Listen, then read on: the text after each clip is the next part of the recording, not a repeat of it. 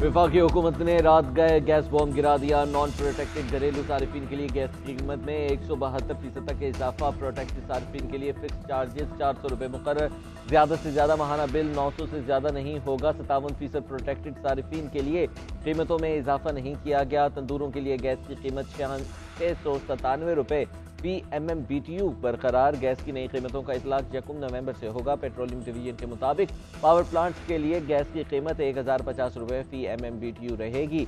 Cement sector के लिए कीमत 4400 रुपये। CNG सेक्टर के लिए PMMBTU कीमत 3600 रुपये मुकर्रर। बरामदी सनतों के लिए गैस की कीमत 2100 रुपये PMMBTU रखी गई है। निगरान हुकूमत गैस की कीमतों में इजाफा ना करती तो गर्दिशी कर्जा 400 अरब रुपए से मजीद बढ़ जाता। गैर कानूनी मुकीम गैर मुल्कियों को पाकिस्तान छोड़ने की डेडलाइन का आखिरी रोज। गैर कानूनी अफगान शहरियों के इनखला में तेजी। तुर्कम बॉर्डर पर रश के बाद अफगान बाशिंदों की लंडी कोतल कैंप आमद। वफाकी हुकूमत का डेडलाइन में तोसी न करने का फैसला। 1 नवंबर से होगी पकड़ दकड़। मैपिंग जियो फेंसिंग के जरिए मशकूक अपराध की निशानदही कर ली गई। पंजाब के मुख्तलिफ इजला में होल्डिंग एरियाज और आर्जी कैंप कायम। अब तक 92,928 अफगान बाशिंदों की वापसी हो चुकी।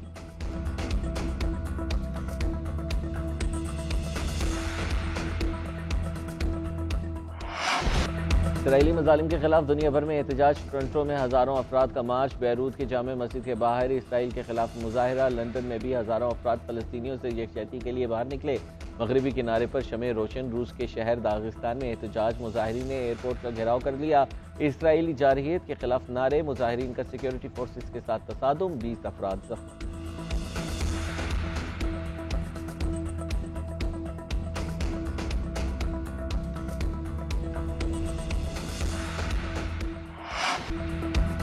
पाकिस्तान का फलस्तीनियों से ज़ारे यकजहती। गजा के हस्पताल पर इसराइली हमले के खिलाफ सेनेट में करारदाद मंजूर। साबिक वज़ीर ख़ज़ाना इसहाक़ डार बोले, गुज़िश्ता 23 रोज़ से फलस्तीनियों की नज़रकुशी जारी है।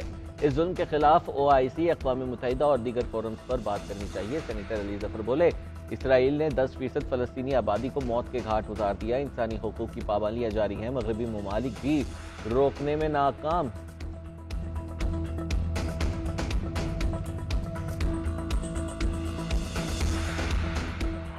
KP and Punjab's election was prior to our coming, and I can only refer to that there is an article which is 254 in Constitution also, and that says that if something is late, does not make it unconstitutional. So whenever you go and find out it in the Constitution, there is an article 254. Election की तारीख देना निगरान हुकूमत का काम नहीं। इंतखाबात की तारीख का ऐलान इलेक्शन कमीशन का मैंडेट है। निगरान हुकूमत का काम इलेक्शन कमीशन की मुआवनत है। निगरान वज़ीर आज़म अनवारुल हक काकड़ का लाहौर की यूनिवर्सिटी में तुलबा से खिताब। आर्टिकल 254 के मुताबिक कोई काम ताख़ीर से होने से गैर आइनी नहीं हो जाता। खैबर पख्तूनख्वा और पंजाब के इलेक्शन हमारे आने से पहले ताख़ीर का शिकार हो चुके थे। अफगान महाजिरीन को बेदखल नहीं किया जा रहा। गैर कानूनी मुकीम लोगों को पाकिस्तान छोड़ने का कहा गया।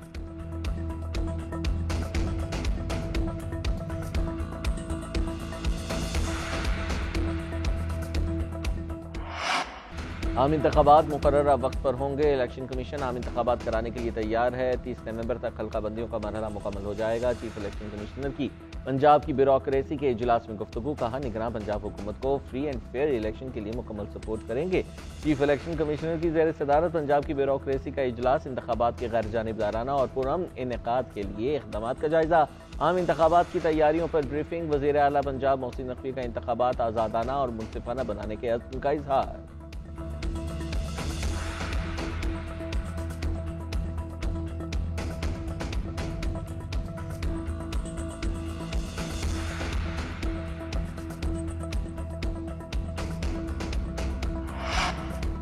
वज़ीर आज़म हाउस, वज़ीर आज़म, उनके ख़ानदान, चीफ जस्टिस की फैमिली की ऑडियो लीक्स हुई। क्या दफातर में ये डाटा इकट्ठा किया जाता है या फिर उससे ब्लैकमेल किया जाता है?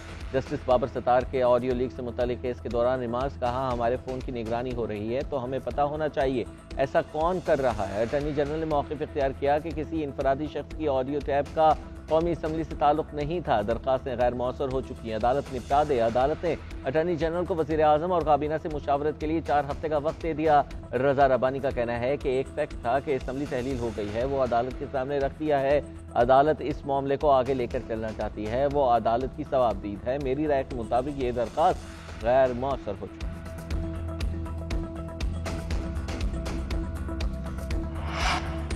नवाज शरीफ आए हैं, सियासत उनका हक है, पीपी कारकुनान को परेशान होने की ज़रूरत नहीं, मैं बैठा हूँ। आसिफ अली जरदारी की पीपी शोबा ख़वातीन के वफ़द से गुफ्तगू।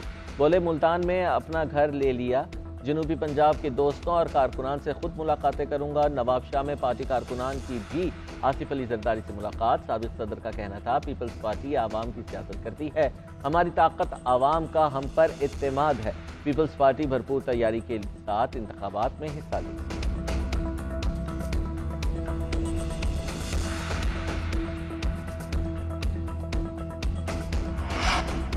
चीफ इलेक्शन कमिश्नर इंतखाबात की तारीख दबा कर बैठे हैं। कब से सुन रहे हैं कि इलेक्शन होंगे। चीफ इलेक्शन कमिश्नर अब तो इंतखाबात की तारीख दे दें। साबिक वज़ीर आला पंजाब चौधरी परवेज इलाही की सहाफ़ियों से गैर रस्मी गुफ्तगू। कहा पंजाब की निगरान हुकूमत किस तरह 4 माह का बजट पास कर सकती है, क्या इलेक्शन कमीशन ने नहीं रोका।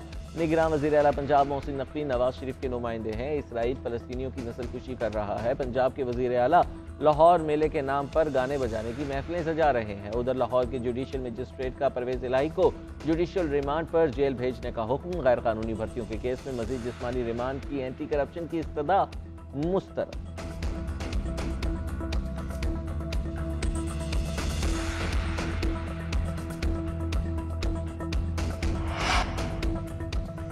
स्टेट बैंक ने अगले 2 माह के लिए मॉनेटरी पॉलिसी का ऐलान कर दिया। शरह सूद 22% पर बरकरार रखने का फैसला कर लिया। फैसला महंगाई और करंट अकाउंट खसारे में कमी की वजह से किया गया है।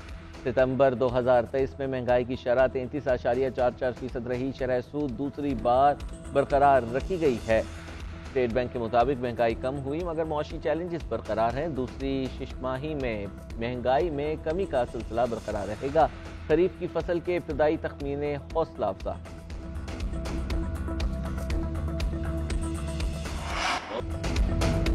मारूफ आलिम दीन मौलाना तारुक जमील के बेटे आसिम जमील आबाई गांव रईसाबाद तलम्बा में सुपुर्द खाक। बेटे की नमाजी जनाजा मौलाना तारुक जमील ने खुद पढ़ाई। अमीर जमात इस्लामी सिराजुल हक समेत सियासी और मजहबी रहनुमाओं अकीदतमंदों की बड़ी तादाद में शिरकत। नमाज जनाजा के मौके पर रिफ़त अमेज मनाजिर। मौलाना तारुक जमील ने खिताब में कहा कि जवान बेटे का सदमा बहुत बड़ा सदमा है। मेरा बेटा बहुत नेक और प्यारा था। हम अल्लाह की रजा पर राजी हैं।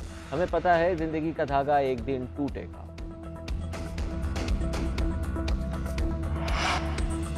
क्रिकेट वर्ल्ड कप में बका की जंग, ग्रीन शर्ट्स का अगला इम्तिहान। पाकिस्तान और बांग्लादेश आज दोपहर 1:30 बजे आमने सामने होंगे। आलमी कप तारीख में पहली बार मुसलसल 4 मैचेस हारने वाली पाकिस्तानी टीम के पास गलती की गुंजाइश नहीं। टॉप 4 की दौड़ में रहने के लिए ग्रीन शर्ट्स को लाजमी फतह दरकार है। अहम मुकाबले से कबल टीम कैंप से अच्छी खबर, फास्ट बॉलर हसन अली बुखार से सेहतयाब हो गए। मेडिकल पैनल की क्लियरेंस पर मैच में शिरकत का इम्कान। पाकिस्तानी फाइनल 11 में 3 तब्दीलियां मुतवक्के। ओपनर इमामुल हक की जगह फखर जमान को शामिल किया जा सकता है। सलमान अली आगा और स्पिनर उसामा मीर की भी प्लेइंग 11 में शिरकत मुतवक्के।